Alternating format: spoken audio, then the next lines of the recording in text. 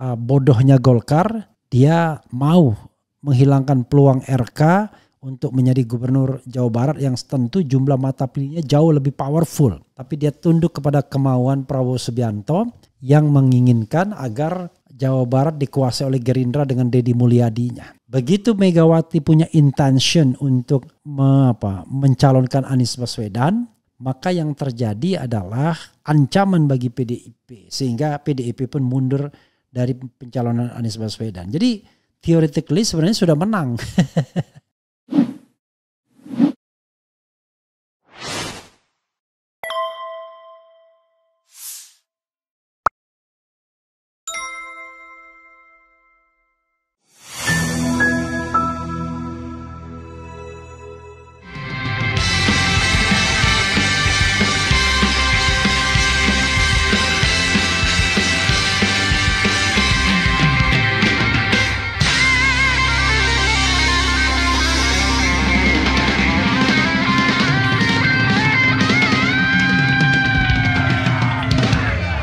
Assalamualaikum warahmatullahi wabarakatuh. Sobat RH sekalian, jumpa lagi kita di channel yang keren ini. Keren cadas ya. Terkait dengan hal yang bikin kita ngakak ya. Seluruh ketum Kimplas absen kampanye Akbar RK Suswono. Jadi menarik ya. Seluruhnya absen. What happened with the commitment ya? Karena saya kira nggak tahu kenapa ya. Coba kita, seluruh ketua umum partai politik Koalisi Indonesia Maju Kimplas pengusung RK Suswono di Pilkada Jakarta 2024 terlihat absen ke kampanye Akbar di lapangan Banteng Jakarta Sabtu. Pantauan cnnindonesia.com yang hadir ke kampanye Akbar RK Suswono itu adalah sejumlah jajaran elit partai Kimplas. Namun tak satu pun di antara mereka sebagai ketua umum. Mereka yang hadir adalah elit PKS, Hidayat Nur Wahid, politisi senior Golkar Agung Laksono, Waketum Gerindra Rahayu Saraswati, Sekjen Golkar Sarmuji, Ketua DPD Golkar Jakarta Ahmed Zaki Iskandar, Sekjen Partai Gelora Mahfuz Sidik, dan elit PSI Grace Natali. Ketua umum PSI yang juga anak bungsu Presiden ke-7 RI Jokowi, Kaisang Pangarep, justru menghadiri kampanye terakhir paslon yang diusung Kimplas di Pilgub Jatim. Ini lucu banget ya. Grace Natali ini apanya PSI, kan tidak boleh jadi pengurus PSI ketika dia menjadi komisaris di Mind ID. Enak sekali. Kalau mendukung pemerintah boleh ya. Oke. Ketua PSI yang juga anak bungsu Presiden ke-7 RI Jokowi, Kaisang Pangarep, justru menghadiri kampanye terakhir paslon yang diusung Kimplas di Pilgub Jatim. Hovifah Indar Parawansa, Emil Dardak di Surabaya pada hari ini. Jokowi yang sudah memberikan dukungan kepada RK Suswono juga tak hadir karena memilih menemani paslon Pilgub Jateng yang diusung Kimplas Ahmad Lutfi Taj Yasin Maimun. Sementara itu di lokasi kampanye Akbar RK Suswono terlihat hadir juga sejumlah pimpinan kelompok relawan Jokowi dan Prabowo. Mulai dari Emmanuel Ebenezer, Sylvester Matutina hingga Ricky Tambal. Luar biasa ya orang-orang ini ya. Pada acara itu dua elit parpol anggota Kimplas, Nasdem dan PKB juga absen. Perwakilan parpol pendukung memberikan orasi politik di atas panggung, namun hingga akhir tak ada perwakilan Nasdem dan PKB yang berorasi. Pada hari ini RK Suswono menggelar kampanye Akbar Pamungkas di lapangan Banteng, Jakarta pada hari terakhir masa kampanye Pilkada Serentak 2024. Pemungutan suara Pilkada Serentak 2024 tinggal menghitung hari. Pengambilan suara akan dilaksanakan pada 27 November mendatang. RK Suswono jadi salah satu kontestan di Pilkada Jakarta 2024. Mereka diusung koalisi besar mulai dari Gerindra, PKS, Golkar, Demokrat, Nasdem, PSI hingga PKB. Tidak ada semua ya. Prabowo tidak ada, kemudian Ahmad Saiku tidak ada, Bahlil tidak ada, AHY tidak ada, Surya Paloh tidak ada, Kaisang tidak ada, kemudian Muhaimin Iskandar tidak ada. Mereka menghadapi Pramono Anung Rano Karno yang didukung PDIP dan Hanura, serta Dharma Pongrekun Wardana yang maju lewat jalur perseorangan atau independen. Jadi begitu sobat era sekalian. Rupanya ada juga ini artis-artis ini.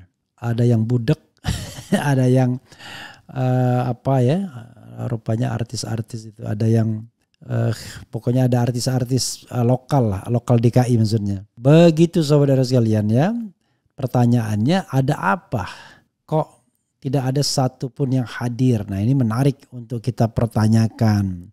Walaupun sebenarnya dari dari awal kita sudah paham ya kenapa mereka tidak hadir. Mereka tidak hadir ya karena masalahnya adalah tidak dianggap penting. Bayangkan kalau Ahmad Saiku wajar ya presiden PKS karena dia mencalonkan diri. Tapi Bahlil misalnya, jangan-jangan ada semacam kode etik untuk tidak meloloskan RK Suswono yang mulai dirangkul FPI. Jangan-jangan ya. I don't know exactly ya. Menarik untuk kita lihat lebih jauh what happened with RK Suswono ya. Awalnya luar biasa ya. Tapi menurut saya mission has been completed masalahnya. Jadi bagi Jokowi dan bagi Prabowo Subianto sudah selesai pertarungan di Jakarta itu jangan-jangan ya. Karena siapapun yang menang antara Pramono dan RK gak ada masalah baik bagi Prabowo maupun Jokowi. Ya, Prabowo kenal lama dengan Pramono, endorse RK, tapi jangan lupa Prabowo mengendorse RK itu dalam rangka untuk menyingkirkan RK agar Deddy Mulyadi bisa menang di Pilkada Jawa Barat. Kan begitu teorinya. Jadi RK menjadi korban dari sebuah perdagangan ya antara Prabowo dan katakanlah orang-orang Golkar waktu itu Airlangga Hartarto. Jadi dalam konteks ini bodohnya Golkar, dia mau menghilangkan peluang RK untuk menjadi gubernur Jawa Barat yang tentu jumlah mata pilihnya jauh lebih powerful. Tapi dia tunduk kepada kemauan Prabowo Subianto yang menginginkan agar Jawa Barat dikuasai oleh Gerindra dengan Deddy Mulyadinya. Nah sementara kepentingan Jokowi adalah menghadang Anies Baswedan agar Anies tidak menjadi tokoh potensial di 2029, biarlah Fufu Fafa yang menjadi tokohnya, kan begitu. Sehingga kepentingan Jokowi adalah menghadang Anies Baswedan dan it happened already. Jadi kepentingan Prabowo menjadikan Deddy Mulyadi yang Gerindra menjadi gubernur Jawa Barat, kepentingan Jokowi menghadang Anies Baswedan sehingga tumpuannya semuanya ada di Ridwan Kamil. Menarik Ridwan Kamil dari Jawa Barat berarti menyebabkan Deddy Mulyadi akan menjadi calon yang paling kuat. Dan di Jakarta dengan menghadirkan Ridwan Kamil, maka semua potensi bisa disedot sehingga tidak ada lagi yang namanya political vehicle bagi Anies Baswedan. Semua disedot di Kimplas. Begitu Megawati punya intention untuk mencalonkan Anies Baswedan, maka yang terjadi adalah ancaman bagi PDIP. Sehingga PDIP pun mundur dari pencalonan Anies Baswedan. Jadi theoretically sebenarnya sudah menang. Nah, kenapa Anies begitu diperhitungkan? Ya karena menghitung 2029. Jadi Mulyono sudah menghitung 2029. Saingan paling potensial adalah Anies Baswedan. In case Prabowo, something happen to Prabowo ya soal kesehatan dan lain sebagainya, maka sesungguhnya di luar Prabowo Anies Baswedan yang paling potensial untuk menyingkirkan Fufu Fafa. Begitu kan? Secara teoritis ya, kalau Prabowo masih mau, maka Prabowo akan tetap jadi presiden, Fufu Fafa tetap menjadi wakil presiden, kan begitu, dengan kemampuan finansial. Tapi kalau Prabowo tidak terjadi apa-apa dengan Prabowo, kesehatan, Fufu Fafa akan menjadi calon presiden. Dan kalau bisa tidak ada pesaingnya termasuk Anies Baswedan. Begitu sobat era sekalian ya. Karena Fufu Fafa tidak mungkin akan kuat berdebat dengan Anies Baswedan ya. Prabowo saja tidak kuat, apalagi Fufu Fafa. Oke, coba kita lihat ya. Bung Refli setiap hari nunggu sampean live. Wah, thank you very much. Saya udah berapa hari nggak regular live ya karena kadang-kadang bosen. Hari ini saya kebetulan bukan agak longgar ya, nggak ngantuk tumben. Mungkin karena minum kopi tadi ya. Biasanya sudah ngantuk, jadi saya tidur dan bangunnya tengah malam ya. Tapi sekarang saya tidak ngantuk. Kali ini saya sepakat dengan MUI meskipun telat ya. Bung RH saya tanya, kalau ada kudeta suatu negara demokrasi maka siapa yang memimpin sementara? Kok kudeta memimpin sementara? Kagak ada yang sementara. Yang memimpin ya pemimpin kudetanya lah kalau dia berhasil. Mau bertanya soal Polri, fungsi pangkat pada institusi polisi itu untuk apa sih? Mereka seharusnya menjalankan tugas sesuai undang-undang, bukan pimpinan mereka. Ya, kita sudah terlanjur bahwa watak militer Polri itu dibentuk ketika mereka menjadi bagian dari Angkatan Bersenjata Republik Indonesia kan. Jadi Soeharto yang melakukan militerisasi. Nah, maksudnya pada era reformasi ini polisi itu berkembang menjadi sipil, tapi ini tidak. Hanya pisah tapi watak militernya masih besar ya. Bang Refli, gimana tanggapannya atas komentar Alvin Lim di vlognya mengenai Said Didu dan Mahfud MD? Saya belum tahu komentarnya apa ya. Karena Alvin Lim sebenarnya ingin meluruskan jangan sampai gebiak uya ke etnis Tionghoanya. Dia setuju mengenai oligarki, tetapi jangan semua etnis Tionghoa dituduh. Itu yang dikatakan Alvin Lim ya.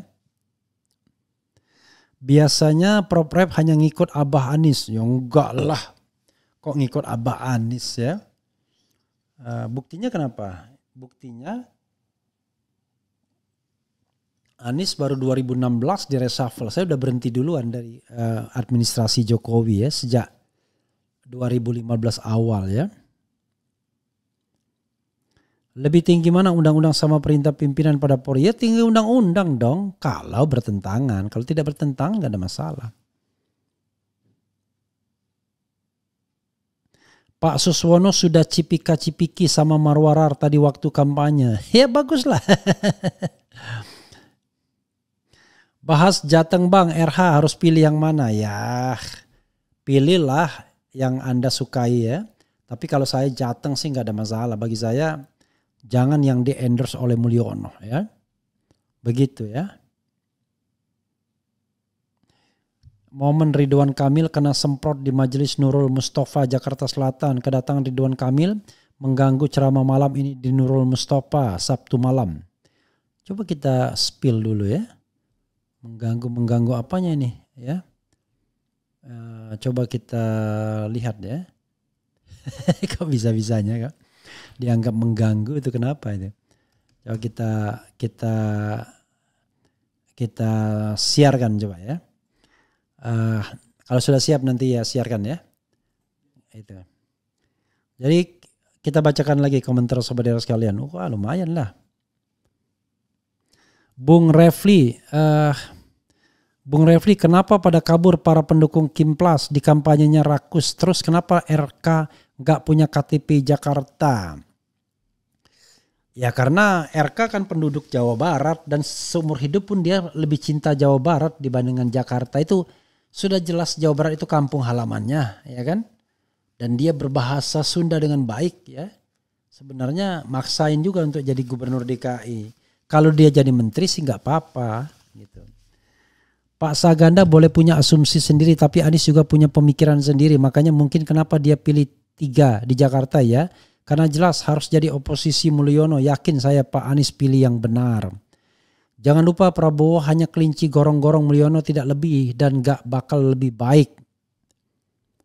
Tahajud malam untuk Indonesia lebih baik. Semoga penyelenggaraan negara diberikan kesadaran.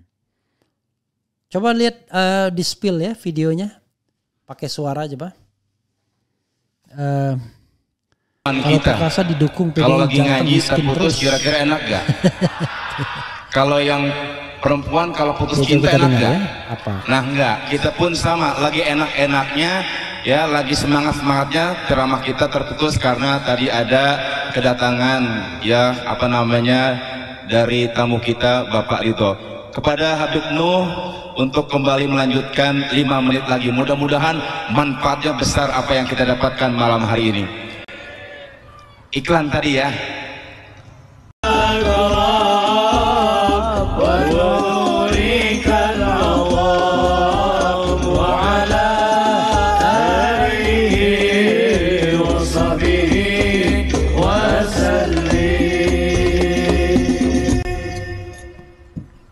Baik tadi.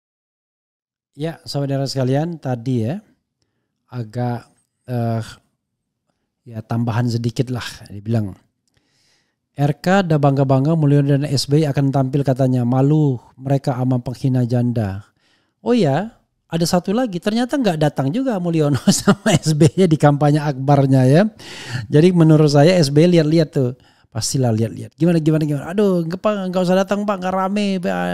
Biasanya begitu kan orang-orang tertentu kan pakai tilik sandi dulu. Jadi tidak datangnya SBY menunjukkan bahwa dia tidak yakin ya dengan kampanyenya dan mungkin tidak yakin juga dengan kemenangannya. Ya namanya politisi kan, apalagi mantan presiden biasanya ada tilik sandinya dulu baru kemudian dia mau datang. Orang sekelas Anies saja tanya dulu siapa aja yang duduk di depan dan lain sebagainya kalau ada acara kan. Karena dia ingin memastikan dengan siapa dia akan berbicara, dengan siapa dia akan duduk dan lain sebagainya, apalagi SBY. Begitu saudara sekalian ya, mudah-mudahan bermanfaat. Sepanjang hari ini tumben-tumbennya saya bisa membuat banyak video karena mengatasi kebosanan itu nggak gampang sobat era sekalian ya. Tetapi demi sobat era sekalian, mudah-mudahan apa yang saya lakukan bermanfaat ya bagi saya dan bagi kita semua.